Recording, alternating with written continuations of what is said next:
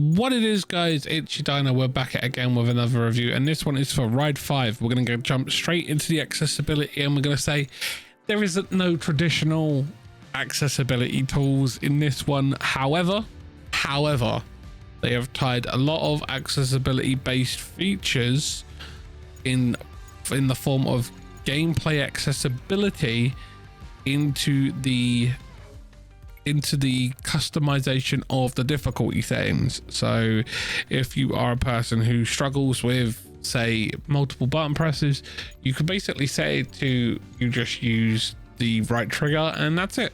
Or you can set up more stuff so it will allow the game to drive for you. So all you got to do is control the throttle. There are so many different ways of creating accessibility so everyone can get involved, and they've really done a good job in that regard. There isn't any color blindness, there isn't any other features like that in there, but most consoles have those built in nowadays. So we'll get into the customization now. In regards to customization, there is a lot. It is definitely something that you will get a bit overwhelmed with when you first start playing. That being said, when I say there is a lot, it's spread out. You can start off with the rider info, you can rename them, you can pick their number on their uniform, you can change whether they're from a specific country, you can change their gender, you can change their face, and then you can also add stickers to their bottom. There are quite a few stickers, or you can create your own.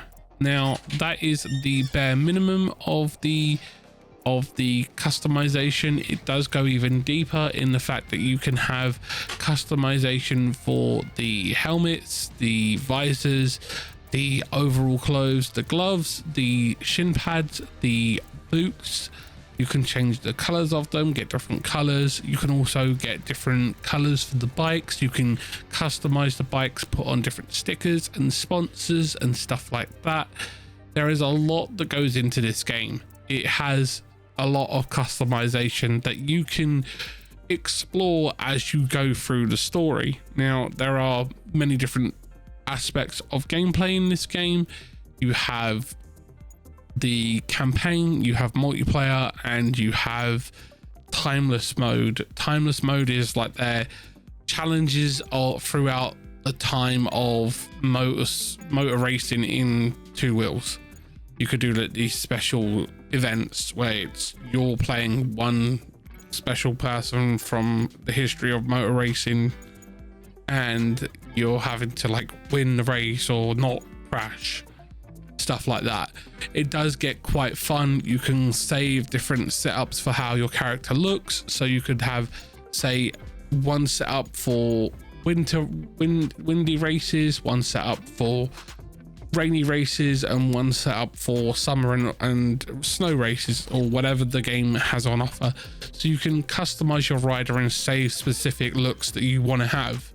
That is also a good thing to have, because sometimes people change their mind and don't want to have to go through and change it all and lose all their choice premium settings that they've had.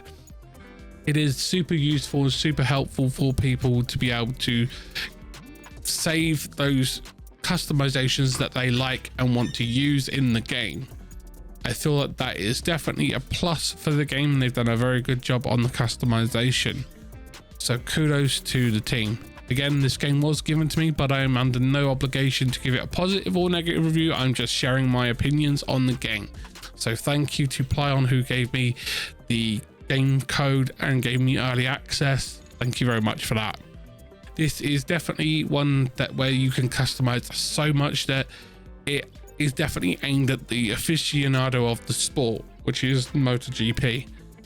It's definitely one that I would say leads into the recommendations of this being aimed at a specific group of gamers, people who are fans of MotoGP, people who are fans of this specific style of racing game, who are definitely into this specific niche of style of racing and track-based racing, and are looking to give something new a go. Because I personally prefer stuff like Forza Motorsport and Forza Horizon, but I don't mind playing these games from time to time. There's something that I pick up and put down.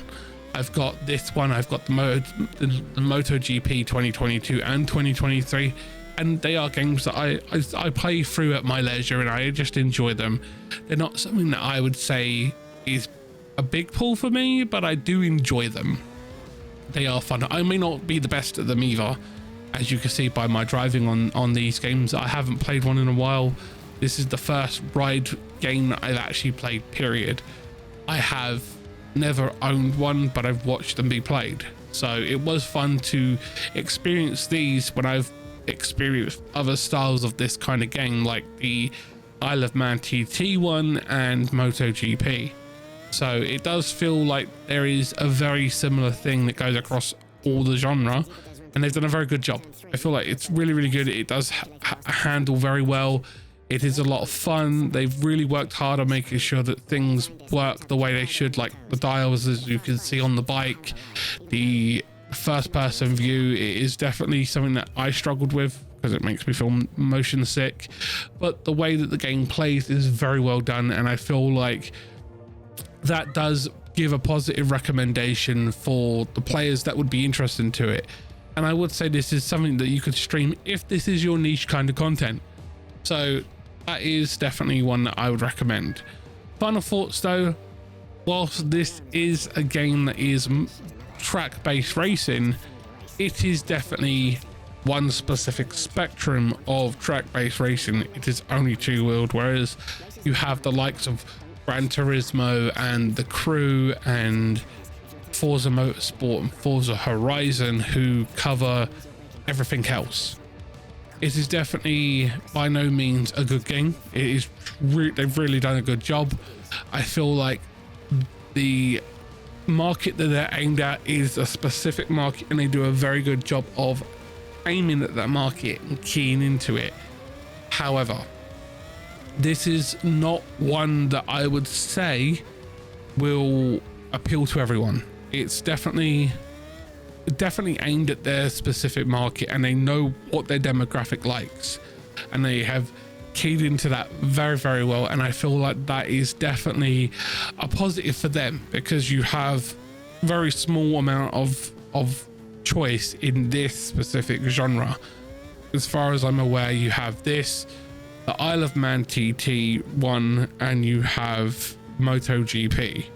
There is also the alternative sport version, which is, I think it's Monster Energy's Motocross versus ATV. Correct me if I'm wrong in the comments, but those are the only two-wheel based racing games that I'm aware of at the moment in the market. You do have The Crew and its Crew Motorfest thing, but that's its own little thing, and I feel like that is definitely aimed at a specific genre in itself. I could get into that on a whole different video, but I won't. But that's just my opinion, guys. Thank you for watching. Thank you for checking out the video. Remember to like, comment and share, and I will see you in the next one. Go check out one of the new reviews, or watch us when we're on our live streams. Bye guys.